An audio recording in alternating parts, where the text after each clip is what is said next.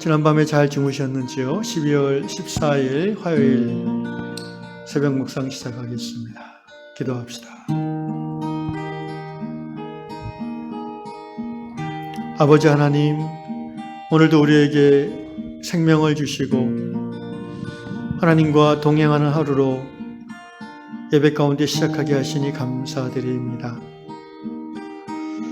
오늘 우리에게 주어진 시간 속에서, 만남 속에서, 일 속에서, 관계 속에서, 사건과 여러 가지 시기주락의 현장 속에서 우리 하나님의 참되신 뜻이 이루어지기를 소원합니다. 주여, 나의 뜻대로 마옵시고 주의 뜻이 이루어지는 이 하루가 되게 하여 주시옵소서.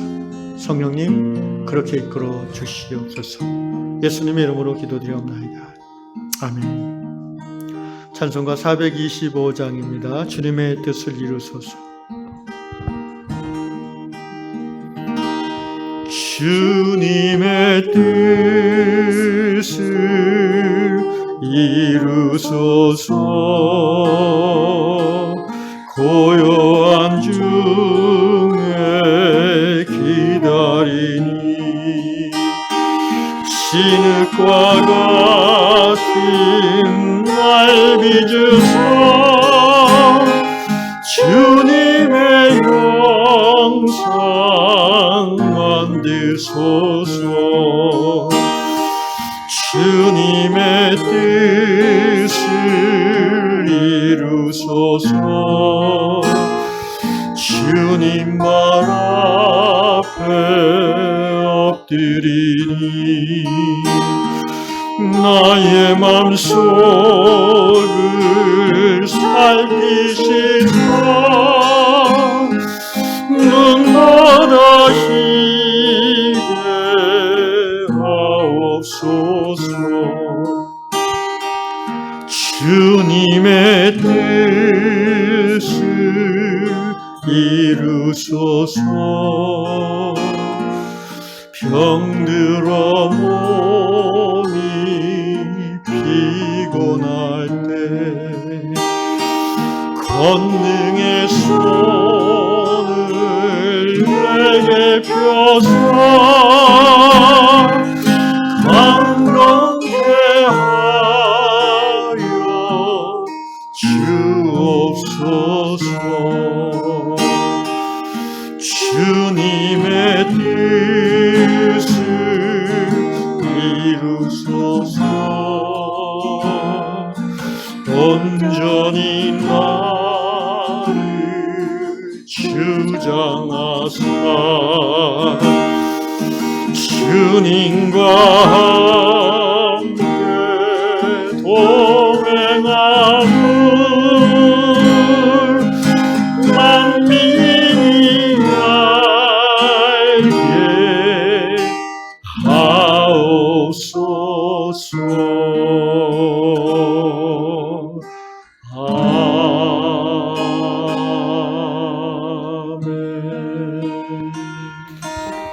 네, 오늘 하나님께서 주시는 말씀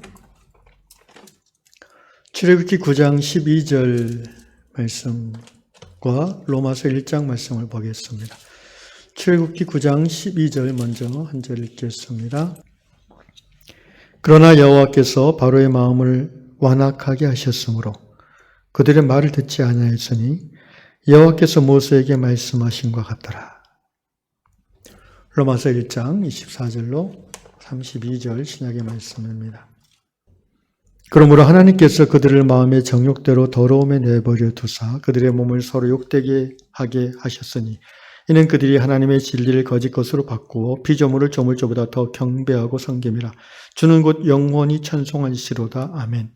이 때문에 하나님께서 그들을 부끄러움 욕심에 내버려 두셨으니 곧 그들의 여자들도 순리를 쓸 것을 바꾸어 영리로 쓰며 32절까지 읽겠습니다. 그와 같이 남자들도 순리대로 여자 쓰기를 버리고 서로 향하여 음욕이 부릴 듯하며 남자가 남자와 더불어 부끄러운 일을 행하여 그들의 그릇 때문에 상당한 보응을 그들 자신이 받았느니라. 또한 그들이 마음에 하나님 두기를 싫어하며 하나님께서 그들을 그 상실한 마음대로 내버려 두사 합당하지 못한 일을 하게 하셨으니 곧 모든 불의, 추악, 탐욕, 악의가 가득한 자요, 시기, 살인, 분쟁, 사기, 악독이 가득한 자요, 수군수군하는 자요, 비방하는 자요, 하나님께서 미워하시는 자요, 능욕하는 자요, 교만한 자요, 자랑하는 자요, 악을 도모하는 자요, 부모를 거역하는 자요, 우매한 자요, 배악하는 자요, 무정한 자요, 무자비한 자라. 그들이 이 같은 일을 행하는 자는 사형에 해당한다고 하나님께서 정하심을 알고도 자기들만 행할 뿐 아니라 또한 그런 일을 행하는 자들을 옳다 하느니라. 아멘. 오늘 다락방 말씀은 미국 코네티컷주 샌듀크 초등학교에서 아마도 선생님으로 일하시는 베키 자매님의 이야기입니다. 저도 뉴스에서 들었던 기억이 있는데요. 2012년 12월 14일에 있었던 일입니다. 이 샌듀크 초등학교에서 한 남자가 학교에 총을 들고 난입해서 초등학교 1학년 어린이 20명을 사살하고 또 어른 6명을 학살한, 죽인 그런 충격적 뉴스였습니다. 베키 자매님은 이 사고에서 살아남은 분인데 그로 인한 정신적인 충격이 너무나 극심했고 또 무엇보다도 이분이 예수님을 믿는 신앙인인데 하나님에 대한 그 원망, 또 하나님에 대한 이해할 수 없는 마음 때문에 그 믿음이 굉장히 바닥으로 떨어지게 되었다는 것입니다. 세월이 조금씩 지나서 자매님은 다시 남편과 함께 교회 성경 공부 모임에 나가기 시작했고 그 모임에서 성경을 공부하면서 하나님이 어떤 분인지를 조금씩 배우게 됐고 그래서 그 사건으로 인한 하나님에 대한 화가 풀렸다고 기록하고 있습니다. 자매님이 깨달은 하나님은 이렇게 다락방에 적어놨는데 하나님이 사람에게 자유의지를 주셨다. 그리고 그 자유의지를 거둬가지 않으셨다. 만약 하나님의 자유의지를 거두어 갔다면 사람은 로봇과 다를 바가 없을 것이다. 그런 하나님의 자유의지 주심을 통해서 이 자매님은 그 불행한 사건, 그 20명의 어린아이들이 무자비하게 학살당한 그런 사건이 하나님이 행한 것이 아니라 자유의지를 가진 인간이 악을 행한 것이고 그 배후에는 하나님으로부터 인간을 떨어뜨리고 멀어지게 하려는 사탄의 역사가 있었다라는 식으로 이해를 하므로 하나님이 이 악을 주도하는 분이 아니라는 이해가 생겨서 하나님에 대한 화가 가라앉았다고 이런 이야기를 하고 있습니다. 이 자매님이 제안한 이 이야기를 이제 신학적으로 얘기하면 신정론이라고 합니다. 하나님은 항상 오르신가? 악은 어떻게 일어나는 것인가? 하나님이 전능하시고 선하신 하나님이라면 어떤 게 이 세상에서 이렇게 악하고 잔인한 일들이 자행될 수 있을까? 좀 삶을 진지하게 생각하고 또 신앙 안에서 하나님에 대해서 깊이 고민하는 성도라면 누구나 한 번쯤 또는 여러 번 궁금해하는 그런 내용이기도 합니다. 그래서 제가 오늘 말씀 본문을 출애굽기 9장 12절로 잡아봤습니다. 출애굽기 9장 12절은 읽겠습니다. 그러나 여호와께서 바로의 마음을 강팍하게 하셨으므로, 강팍입니다. 우리말 한자가 강팍하게 하셨으므로 그들을 듣지 아니하였으니, 그들이란 말은 이제 이스라엘 백성들의 요구를 들어주지 않았단 말이죠. 여호와께서 모세에게 말씀하신 것 같더라. 이미 하나님 그렇게 바로가 그럴 것이다 라고 말씀해 주셨죠.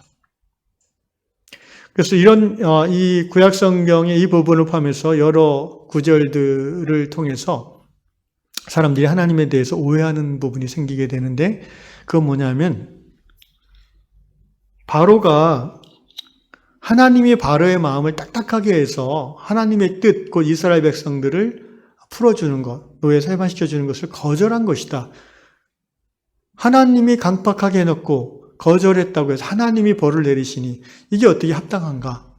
이런 주장이지요. 사도 바울도 로마서 1장에서 이 주제를 정면으로 잘 다루고 있습니다. 그런데 우리는 성경을 읽을 때 그 한 구절 가지고 결정하면 안 됩니다. 어떤 스토리와 맥락에서 이 말씀을 기록했고 또 이 말씀의 이 단어가 성경의 다른 여러 곳에서 어떻게 사용되어지는가를 우리가 진지하게 연구해 볼 필요가 있어요. 이 강팍하게 했다라는 이 말이 출애굽기 4장에서 14장 사이에 무려 20번이나 나옵니다. 나중에 한번 차근차근 시간 되시면 읽어서 찾아보십시오. 근데 그 중에 10번은 20번 중에 10번은 하나님께서 바로의 마음을 강팍하게 하셨다라고 표현하고 있어요. 마치 하나님이 강팍하게 해놓고 바로가 불순종하자 하나님이 벌 주셨다는 그런 의미로 오해할 수 있습니다. 그런데 출애굽기를 자세히 읽어보면 20번 중에 하나님께서 강팍하게 하셨다 하는 부분이 먼저 나오는 게 아니라 바로가 자기 스스로의 마음을 강팍하게 했다는 표현이 먼저 나옵니다. 맨 앞에 2번 나오는 강팍하게 했다는 말이 있는데 이것은 예언의 의미로 하나님께서 얘기하신 거예요. 그러니까 바로 모세와 바로의 대결, 이스라엘 백성들을 놓아주니 많이 하는 그 대결, 그래서 10가지 재앙이 나오잖아요. 그 다음에 그것이 시작되기 전에 하나님께서 모세에게 예언적인 경고로 하신 거예요. 바로가 마음을 강팍하게, 내가 바로의 마음을 강팍하게 하겠다는 말은 하나님이 그렇게 하실 거라는 게 아니라 주도적으로 바로가 그렇게 될 거라는 것을 예언하신 거죠. 바로가 장래에 강팍하게 되어질 것을 앞서 말씀하신 것입니다.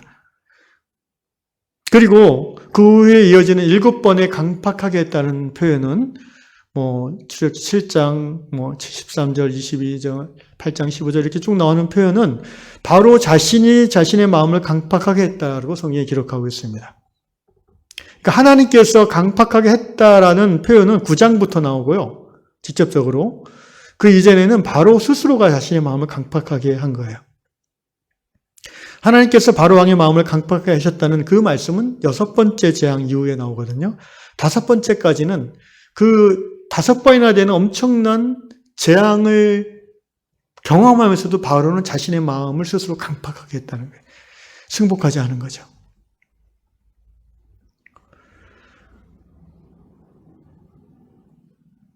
그래서 6번째 이후부터는 하나님께서 그의 마음을 강팍하게 하사 계속해서 그런 표현이 나옵니다. 그러니까 이 출애굽기에 나오는 강팍하게 했다는 표현을 쭉 살펴보면 전후를 살펴보면 하나님께서 바로의 마음을 강팍하게 하신 것이 아니라 바로 스스로가 자기 마음을 강팍하게 하였고 이것을 하나님께서 확인했다라는 의미로 볼 수 있습니다. 또는 이렇게 해석할 수도 있습니다. 우리가 정말 완고하고 말 안 듣는 사람 있잖아요. 어쩜 저렇게 말을 듣지 않지? 어쩜 저렇게 완고하지? 그것을 성경적인 표현으로 마치 하나님이 그 마음을 딱딱하게 하신 것 같이 행동하네? 이렇게 표현할 수도 있다는 것입니다. 그러니까 바로의 마음이 강팍해짐으로 불순종한 그 책임이 하나님에게 있을 수 없는 것이고 바로에게 있는 것이고 또는 바로의 마음을 강팍함으로 하나님과 대적하게 하는 마귀에게 그 책임이 있다는 것입니다. 이 베티 자매님이 깨달은 것이 하나님의 속성이 바로 이 부분이지요. 하나님이 악을 주도한 것이 아니고 자유의지를 가진 인간이 마귀의 유혹을 받아서 악을 행한 것이고 오히려 하나님은 그 악을 경험하고 악의 피해를 당한 피해자들의 피난처가 되시고 구원자가 되신다고 성경은 말하고 있죠. 시편 46편 1절에 보면 하나님은 우리의 피난처시오 힘이시니 환난 중에 만날 큰 도움이시라고 다윗이 고백하고 있지 않습니까? 말씀이 길어질까 봐 여기서 마무리하겠습니다. 요한복음 13장 가룟 유다의 경우도 마찬가지입니다. 많은 분들이 시편에 가룟 유다의 배신이 예언되어 있지 않냐. 가룟 유다라고 이름은 나오지 않죠. 나와 함께 그 떡을 찍어 먹는 자, 곧 같이 식사할 수 있는 친한 그룹 안에서 어떤 사람이 발뒤꿈치를 들고 살살 나갈 거라는 그런 예언의 말씀이 있죠. 메시아를 배반하고 메시아를 팔아넘기는 유다에 대한, 결과적으로 유다에 대한 예언이 되어버렸는데, 그러면 성경에 하나님이 예언해 놨으니까 1000년 전에 유다는 잘못이 없는 것인가? 그렇지 않습니다. 하나님의 예언은 실제 일어난 일에 대한 예언이고요. 그 예언의 당사자가 꼭 나라고 정해진 건 아니라는 거죠. 예수님의 이너그룹이 유다 한 사람이 아니지 않습니까? 12명이 있고 좀 더 확장하면 70인이 있을 수 있습니다. 그런데 그 중에 유다가 마귀의 제안을 받아들인 거예요. 요한복음 13장에 이미 2절에 보니까 마귀가 벌써 시몬의 아들 가룟 유다의 마음에 예수를 팔려는 생각을 넣었더라. 그럼 왜 마귀는 유다를 찍어서 그렇게 했을까요? 마귀는 우리의 생각을 어느 정도 읽는 존재죠. 이미 유다 안에 배신의 싹이 있는 것을 마귀는 발견하고 거기에 기름을 부은 것입니다. 13장 27절 요한복음 조각을 받은 후에 사탄이 그 속에 들어간지라 이 예수께서 유다에게 이르시되 내가 하는 일을 속히 하라. 여러분 요한복음 강의할 때 제가 누차 말씀드렸지만 그 세족식 할 때 예수님이 유다의 발을 계속 씻어 주셨습니다. 떡을 찍어서 유다의 눈을 보면서 먹으라고 권해주셨습니다. 다른 사람이 볼 때는 제자를 아끼는 스승의 마음이에요. 예수님은 끝까지 유다가 회개하고 돌아오기를 기다리신 거죠. 그러나 유다는 끝까지 돌이키지 아니하고 마귀의 유혹에 빠져서 자기의 욕심대로 죄를 지었던 것입니다. 그 책임을 하나님에게 돌릴 수 없습니다. 왜냐하면 유다 스스로 결정할 수 있는 일이었기 때문이에요. 하나님은 인간에게 자유의지를 주셨지만 단 한 번도 그 자유의지를 걷어가지 않으셨어요. 하나님이 인간에게 자유의지를 주셨을 때 그 자유의지란 것이 하나님 형상의 핵심인데 하나님의 형상과 모양대로 지었다고 그랬잖아요. 그 하나님 형상의 핵심인 자유의지를 가진 존재는 하나님과 천사들과 인간밖에 없어요. 근데 그 자유의지로 이미 하나님은 한 번 배반을 당했어요. 그럼에도 불구하고 하나님은 그 자유의지를 여전히 우리에게 허락해 주신 거예요. 하나님은 우리가 스스로 모든 악의 유혹을, 우리의 욕망을, 우리의 죄악된 현실을 이겨내고 하나님을 향해서 돌아서고 하나님께 나아오고 하나님과 함께 즐거운 하나님 아버지를 고백하는 그런 자녀의 관계를 누리기를 원하시는 거죠. 진정한 사랑은 강압적이거나 자동적인 것이 아니라 자율적인 그런 선택으로부터 비롯되는 것이 진정한 사랑이기 때문입니다. 오늘 로마서 말씀은 그래서 하나님의 최고의 인간에게 주신 형벌은 질병이나 죽음이나 이런 자연재앙이 아니죠. 신학적으로 그거를 유기함이라고 표현하는데요. 오늘 로마서 1장의 수탁에 나오는 내버려 두심입니다. 하나님이 우리에게 주시는 최고의 형벌은 간섭하지 않는 거예요. 유다에게 하나님이 적극적으로 예수님을 통해서 간섭했지만 결국은 내버려 둘 수밖에 없었어요. 사랑하는 이왕의 성도 여러분, 하나님은 악의 주동자가 아니십니다. 하나님은 병주고 약주는 분이 아닙니다. 하나님에 대한 오해를 이 아침에 말끔하게 씻으시고 선하신 하나님, 신실하신 하나님께 다시 한번 감사함으로 하루를 시작하는 저 여러분 될 수 있기를 축원합니다. 기도하겠습니다. 선하신 하나님, 고마우신 하나님, 언제나 하나님이 옳습니다. 언제나 하나님은 정당하십니다. 언제나 하나님은 밝고 환하십니다. 주여, 우리의 어두움과 우리의 연약함과 우리의 추함을 오늘도 긍휼로 덮어주시사 우리 마음 깊은 곳에서 하나님으로 말미암은 기쁨과 감사가 우러나와서 하나님과 동행하는 이 하루가 되게 해주십시오. 모든 유혹과 욕망을 성령의 인도하신 가운데 분별하고 이겨내게 하시고 하나님의 뜻 선함을 우리 삶 가운데 행해 나가는 유양 성도들 다 되게 하여 주시옵소서. 예수님의 이름으로 기도합니다. 아멘.